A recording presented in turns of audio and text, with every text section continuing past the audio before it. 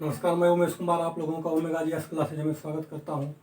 आज हम लोग प्रकाश के परावर्तन, अपवर्तन, प्रकाश का पूर्ण आंतरिक परावर्तन, विवर्तन, ध्रुवन, व्यतिकरण आदि के विषय में पढ़ने वाले हैं। तो चलते हैं। तो सबसे पहले है प्रकाश का परावर्तन। प्रकाश का परावर्तन। मान लीजिए कोई है, एक समतल दर्पण है।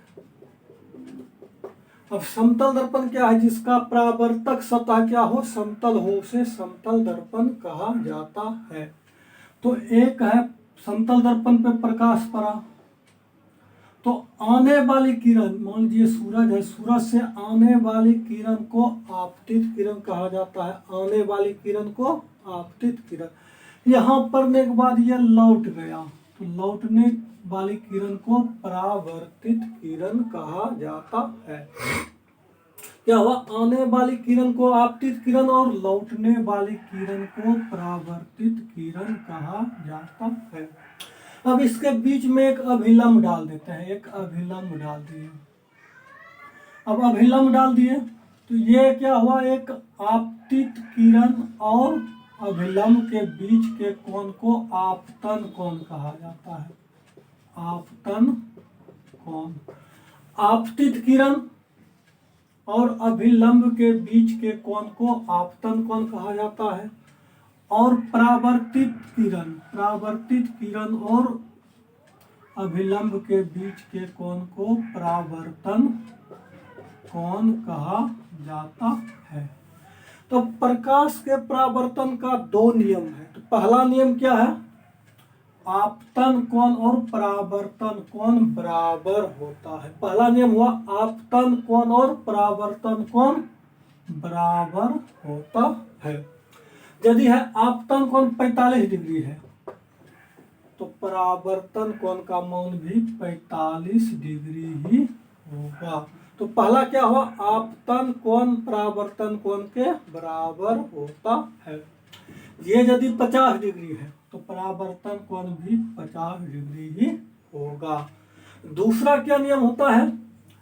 आपतित किरण, परावर्तित किरण और अभिलंब तीनों एक ही तल में होते हैं, एक ही समतल में होते हैं। तो दूसरा नियम हुआ आपतित किरण, परावर्तित किरण और अभिलंब तीनों एक ही तल में होते हैं। ये हो गया। अब समतल दर्पण से संबंधित परीक्षा में प्रश्न देता है। इसका है कि समतल दर्पण में क्या होता है? वस्तु के बराबर काल्पनिक और पार्श्व उल्टा प्रतिबिंब बनता है। कैसा बनता है? समतल दर्पण में पहला तो क्या हुआ? वस्तु के बराबर काल्पनिक या आभासी और पार्श्व उल्टा बनता है। एक हो गया। अब दूसरा क्या है? समतल दर्पण है। दर्पण से जितना दूर पर कोई वस्तु रहेगा, मान लीजिए दर्पण से ये 2 मीटर दूरी पर वस्तु है, तो उतना दूर पर ही क्या होगा? प्रतिबिंब बनेगा। तो पहला क्या हुआ? समतल दर्पण में वस्तु के बराबर आभासी या काल्पनिक और पार्श्व उल्टा प्रतिबिंब बनता है। और दूसरा क्या हुआ? समतल दर्पण में दर्पण से जितना दूर पर वस्तु होगा उतना ही दूर पर उसका प्रतिबिंब बनेगा। यदि वस्तु कहाँ है? दर्पण से 2 मीटर की दूरी पर है, तो प्रतिबिंब भी दर्पण से 2 मीटर की दूरी पर ही बनेगा। फिर तीसरा क्या हुआ?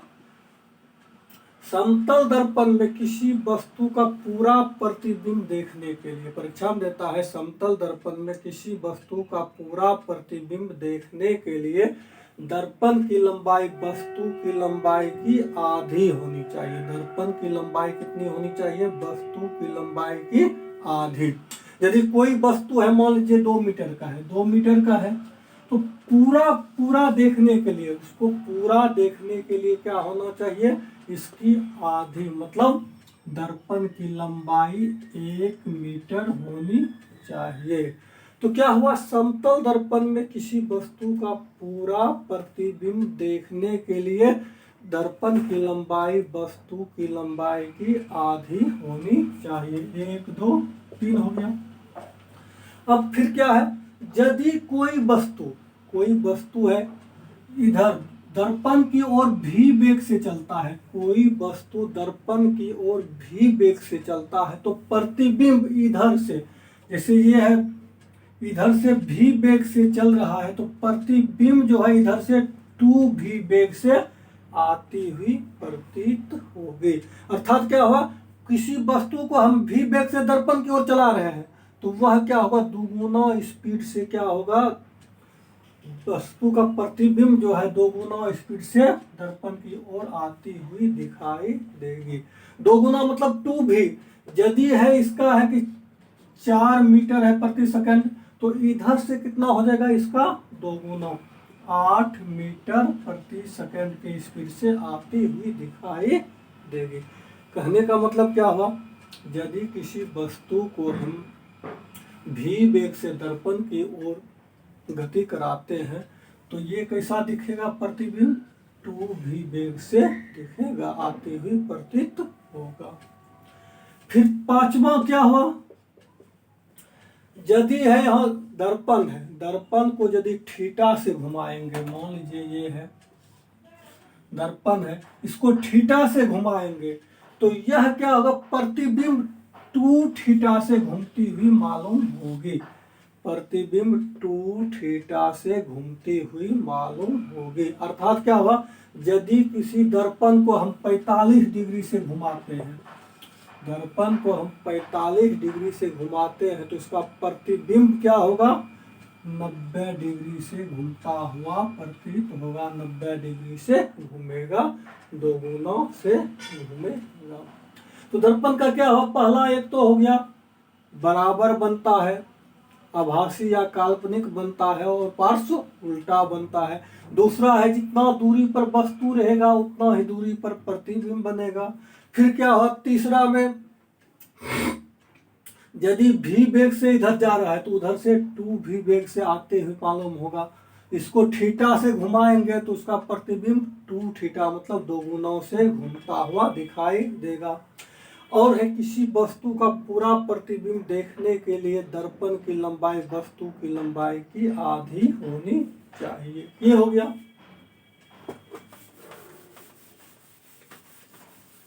फिर आगे चलते हैं। अब दर्पण पर विभिन्न स्थिति में कोई वस्तु रखते हैं, 2 दर्पण को आपस में विभिन्न स्थिति में रखते हैं, तो उसका प्रतिबिंब, मान लीजिए क्या है, एक दर्पण ये है और एक दर्पण ये है, एक दर्पण और एक दर्पण, ये 90 डिग्री का कोण बन रहा है। तो इसमें क्या होता है, 2 दर्पण को भिन्न भिन्न स्थिति में रखने से संबंधित जो होता है, इसमें 4 कंडीशन है। तो इसका जो पहला क्या होता है, एक तो सूत्र होता है 360 बटा थीटा माइनस 1। 360 क्या हो गया, डिग्री, क्योंकि जानते हैं वृत्त के केंद्र पर 360 डिग्री का कोण बनता है। थीटा मतलब हुआ दोनों के बीच का कितना कोण है, और -1 होता है, ये कब होगा, जब मान लीजिए 90 डिग्री पे है, 2 वस्तु है 90 डिग्री पे है, 90 डिग्री पे है, तो इस पे रखिए 360 बटे थीटा की जगह हम क्या रखेंगे 90 डिग्री, तो कितना हो गया 4। अब ये देखना है, सिर्फ क्या करना है, 360 में थीटा से भाग देना है। यदि ये सम संख्या निकलता है, यदि सम संख्या निकलता है, तो उसमें क्या करेंगे, 1 माइनस कर देंगे। यदि सम संख्या निकलता है तो उसमें 360 बटे थीटा माइनस 1 कर देंगे, अर्थात कितना हो गया 3। बार बार परीक्षा में आते रहता है, 2 समतल दर्पण को यदि 90 डिग्री पर रखा हो या समकोण पर रखा हो, तो उसके बीच कितना प्रतिबिंब बनेगा, तो 3 प्रतिबिंब बनता है। कितना बनता है, 3 प्रतिबिंब बनता है। 2 दर्पण को क्या है 90 डिग्री पे रखने पर या समकोण पर रखने पर 3 प्रतिबिंब बनता है। ये हुआ कब होगा, ये -1, जबकि 360 में थीटा से भाग देंगे तो सम संख्या यदि आएगा तो उसमें -1 कर देंगे, अर्थात ये विषम में बनेगा। फिर है, यदि मान लीजिए कि दो दर्पण है, उसके बीच का कोण 40 डिग्री है, 40 डिग्री है, तो किसमें क्या करने हैं, 360 बटे थीटा, थीटा के जगह 40 रख दिए 9। यदि विषम संख्या आ गया, यदि विषम संख्या आ गया, यदि विषम संख्या आ गया तो उसका उसमें -1 नहीं करना है, वही रह जाएगा 360 बटा थीटा। पहला हुआ सम में -1 कर देंगे, विषम रहेगा तो सिर्फ क्या हो जाएगा, वही हो जाएगा 360 बटा थीटा। तो ये हो गया 40 डिग्री पर रखे। लेकिन इसमें एक कंडीशन है, अब ये 40 डिग्री पर है, तो यदि बीचों बीच रहेगा, 40 है तो 20 इधर का है, 20 इधर का रहेगा। यदि ये दिया रहेगा कि 40 डिग्री पे बना है लेकिन दर्पण दोनों के बीच में 20-20 पर रखा हुआ है, तो उसमें फिर क्या करेंगे, तो 360 बटा 40 -1 हो जाएगा, मतलब 9 - 1 बराबर 8 हो जाएगा। कहने का मतलब क्या हुआ, नॉर्मल किया है, सम संख्या आया तो -1 कर दिए, विषम में आया तो वही कुछ नहीं करना है, जितना है वही हो जाएगा, -1 नहीं करेंगे। लेकिन कभी कभार परीक्षा में देता है कि दोनों के बीच में हो, लिखा रहेगा बीच में हो, तब क्या करना है, एक माइनस कर देना है। अब ये हो गया 3 हो गया, और एक चौथा होता है कि किसी में यदि भाग देते हैं तो वह मान लीजिए 3.5 आता है, तो दशमलव में आया, तो अब ये कहिएगा 360 में हम भाग देते हैं 50 से, मान लीजिए देते हैं भाग, तो ये दशमलव में आएगा। अब दशमलव में आएगा तो उसको क्या करना है, एक जोड़ के लिखना है। दशमलव में आने का मतलब हुआ, हम सब जानते हैं कोई भी प्रतिबिंब हो, इतना हो, छोटा हो, बड़ा हो, कुछ भी हो, तो उसको एक प्रतिबिंब ही माना जाता है। अब मान लीजिए 3.2 आया, तो इसका मतलब क्या, 3 और आधा से इसे बनता नहीं है, तो बनता क्या है, पूरा प्रतिबिंब बनता है। तो इसको क्या लिखेंगे, एक जोड़ के, अर्थात पूरा 4 हो जाएगा। 5.6 है, तो इसका मतलब क्या हो जाएगा, 5.5 से अधिक है, 6 हो गया। 6.1 है तो कितना हो जाएगा, 7। 6.1 मतलब क्या हुआ, एक बढ़ जाएगा। क्यों बढ़ेगा, कोई भी प्रतिबिंब क्या होता, छोटा नहीं होता, उसको एक ही माना जाता है। और इसमें एक क्या देता है, यदि दो समांतर दर्पण है, दो समांतर दर्पण के बीच कितना प्रतिबिंब बनता है, तो दो समांतर दर्पण के बीच अनंत प्रतिबिंब बनता है। दो समांतर दर्पण के बीच अनंत प्रतिबिंब बनता है। परीक्षा में आता है दो समांतर दर्पण के बीच कितना बनता है, तो अनंत प्रतिबिंब बनता है। ये हो गया।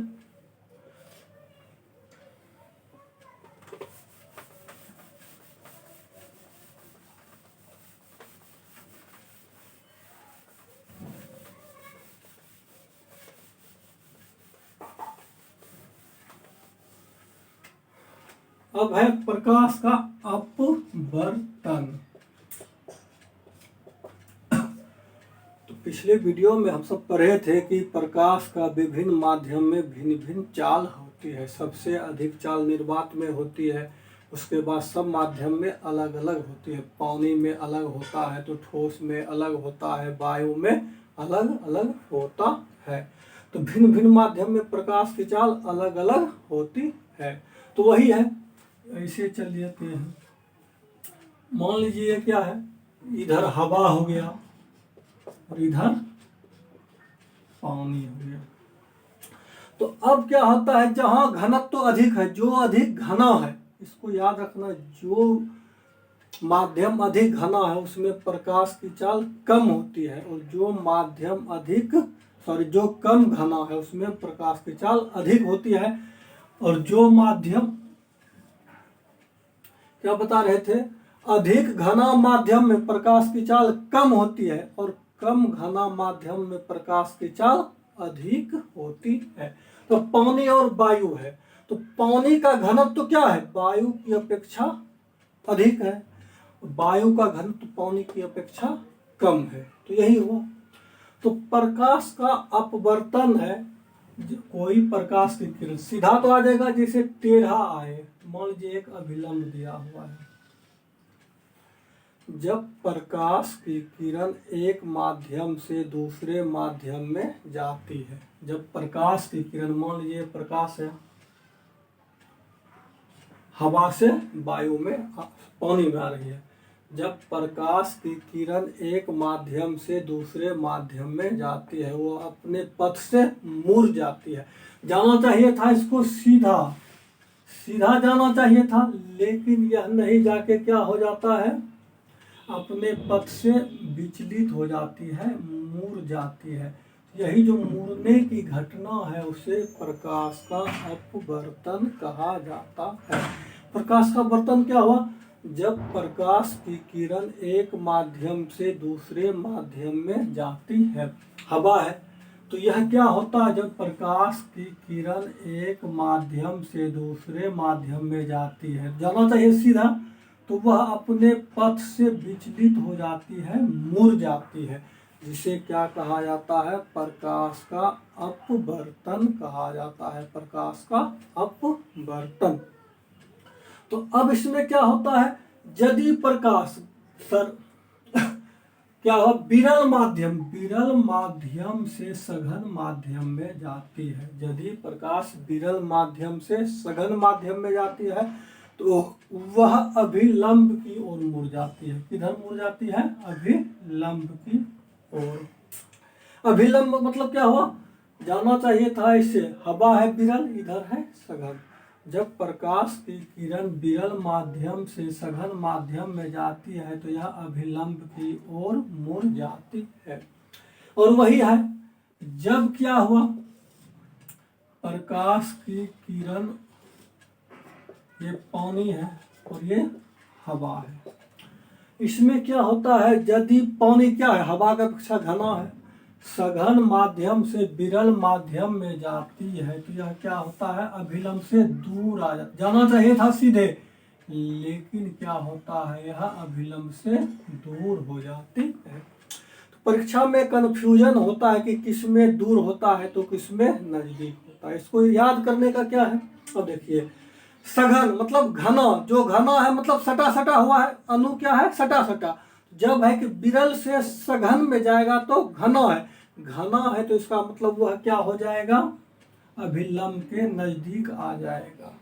और फिर क्या है, सघन से विरल में जाएगा, विरल मतलब हटा हटा, हटा हटा मतलब फैला हुआ, तो यह क्या हो जाएगा, दूर दूर है तो यह दूर आ जाएगा। याद रखने का क्या हुआ, यदि क्या हुआ, सघन से विरल में जाएगा तो दूर हट जाएगा, और विरल से सघन में आएगा तो अभिलंब के नजदीक आ जाएगा। इसे प्रकाश का अपवर्तन कहा जाता है। प्रकाश का अपवर्तन हो गया। अब देखिए, हवा है तो जिसमें घना है, विरल माध्यम है, विरल माध्यम में तेजी से चलता है, तेजी से कोई जा रहा है, एकाएक इधर आया तो कम हो गया गति, उसका पैर खींच लेंगे तो क्या होगा, रुक जाएगा। और इधर धीरे धीरे जा रहा है, धक्का दे दिए, दूर हट जाएगा, ये भी हो गया। तो प्रकाश के अपवर्तन के भी दो नियम हैं, प्रकाश के अपवर्तन के दो नियम है। पहला क्या हुआ, आपतित किरण, ये हो गया, ये जो हुआ अपवर्तित किरण, और ये हो गया अभिलंब। तीनों क्या होता है, एक ही तल में होता है। आपतित किरण, अपवर्तित किरण और अभिलंब तीनों एक ही तल में होता है। दूसरा क्या होता है, आपतन कोण। आपतन कोण हुआ, ये हो गया, और ये हो गया अपवर्तन कोण। आपतन कोण की जिया मतलब साइन, इसको क्या बोलेंगे, साइन आई, और अपवर्तन कोण की जिया मतलब साइन आ। दोनों का क्या होता है, अनुपात क्या होता है, एक नियत होता है, नियतांक होता है।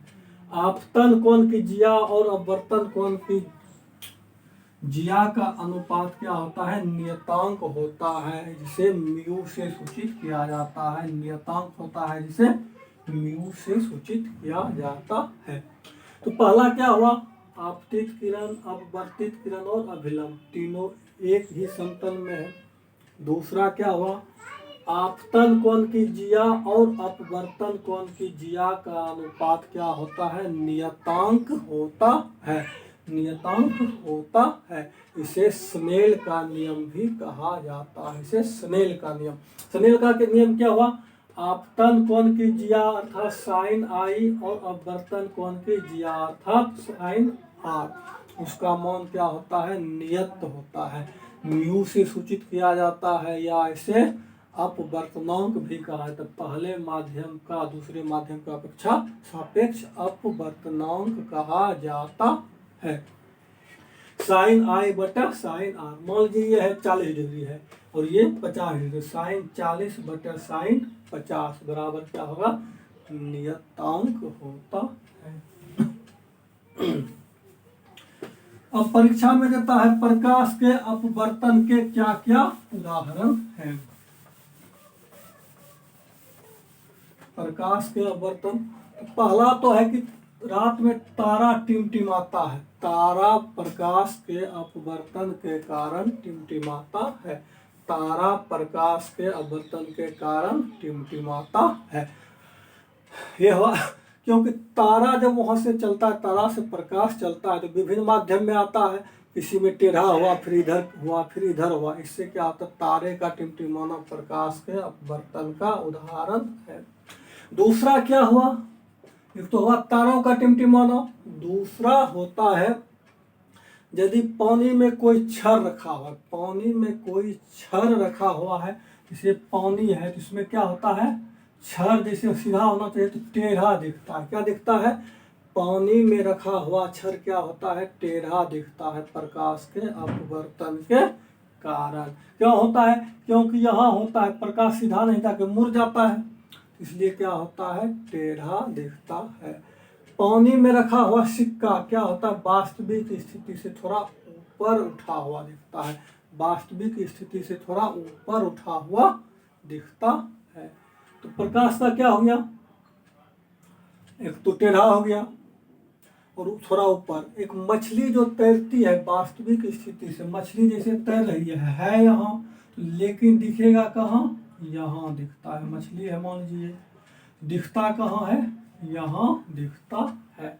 तो परीक्षा में दिया था, आया था कि मछली है पानी में है, इसको मारने के लिए हमको भाला कहाँ तक फेंकना है, तो कहाँ तक, जहाँ मछली दिख रहा है वहां तक या उसके नीचे तक। मछली है यहाँ लेकिन दिखता कहाँ है, ऊपर दिखता है, यदि यहाँ तक भाला आएगा तो मछली मरेगा, नहीं मरेगा, इसलिए क्या होगा, जहाँ मछली दिख रहा है उससे थोड़ा सा नीचे भाला को मारना होगा, भाला को उससे नीचे मारना होगा।